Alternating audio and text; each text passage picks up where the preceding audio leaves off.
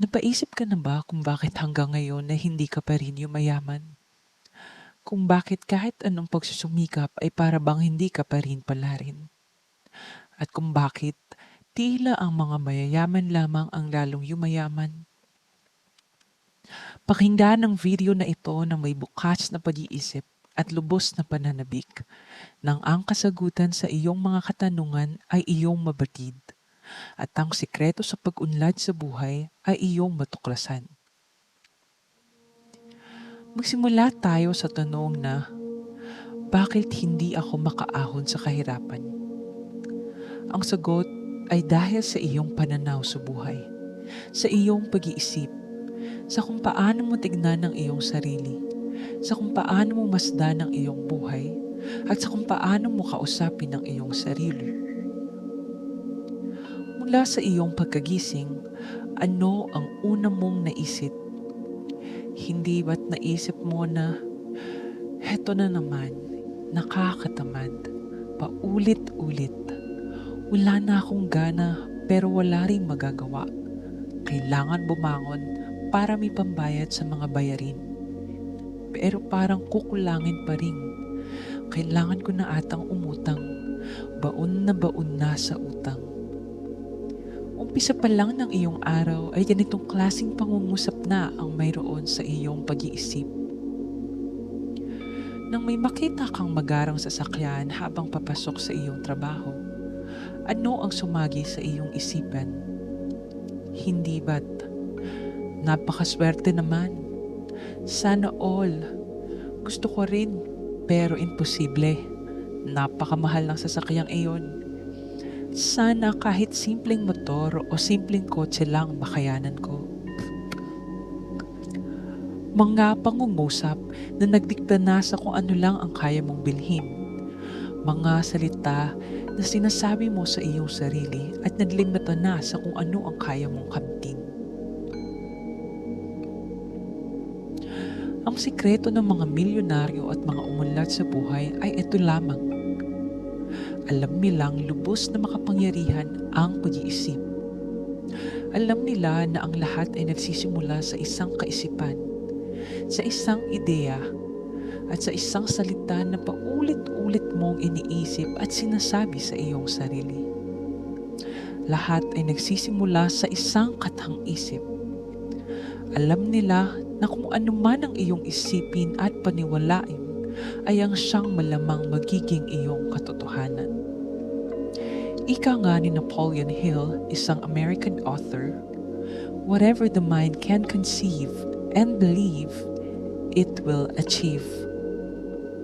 Anumang kaisipang iyong kathain at paniwalaan ay iyong makakamtan.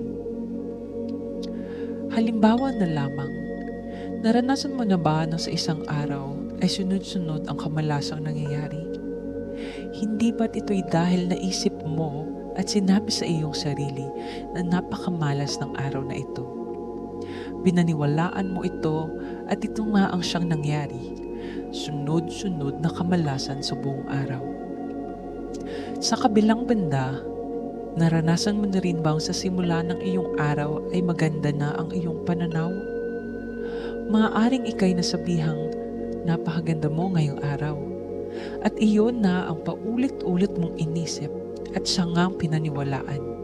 Kaya't buong araw ay puno ka ng lakas ng loob at naging maganda ang iyong pakikitungo sa mga tao at naging maganda ang balik ng mga ito sa iyo.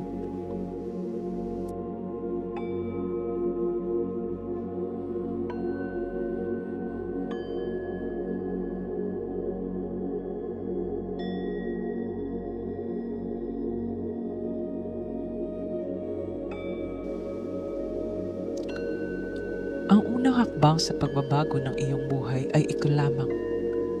Isa puso mo at tanggapin ang katotohanan na ang iyong kaisipan ay lubos na makapangyarihan. Ito ang punot dulo ng lahat ng bagay. Isang ideya na pag iyong pinaniwalaan ay siguradong magiging iyong katotohanan. Magiging realidad ang isang hamak na kaisipan. Kung nais mong makamit ang kayamanan at kasaganahan, Magsimula sa pagbabago ng iyong pananaw at pagtuon sa positibo mong mga saloobin at damdamin. Palitan mo ang iyong pananaw sa iyong sarili. Palitan mo ang iyong pananaw ukol sa iyong sitwasyon o buhay. Palitan mo ang iyong katotohanan. Sa halip na isiping mong ikaw ay tamad at walang mararating sa buhay, palitan mo ito ng ako ay masipag. Lahat ng aking ginagawa ay patungo sa aking pagyaman. Sa halip na isiping imposibleng magkaroon ako ng magarang bahay, mangungupahan na lang ako habang buhay. Gawin mo itong sigurado akong makakabili ako ng sariling bahay. Siguradong sigurado. Posibleng posible.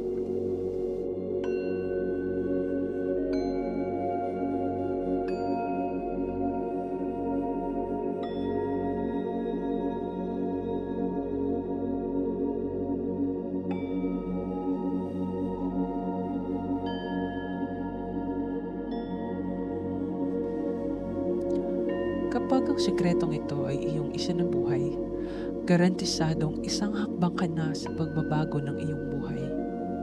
Gamitin mo ang iyong kaisipan. Ito ang iyong kapangyarihan. Tandaan, anumang kaisipang iyong hatain at paniwalaan ay iyong makakamtan.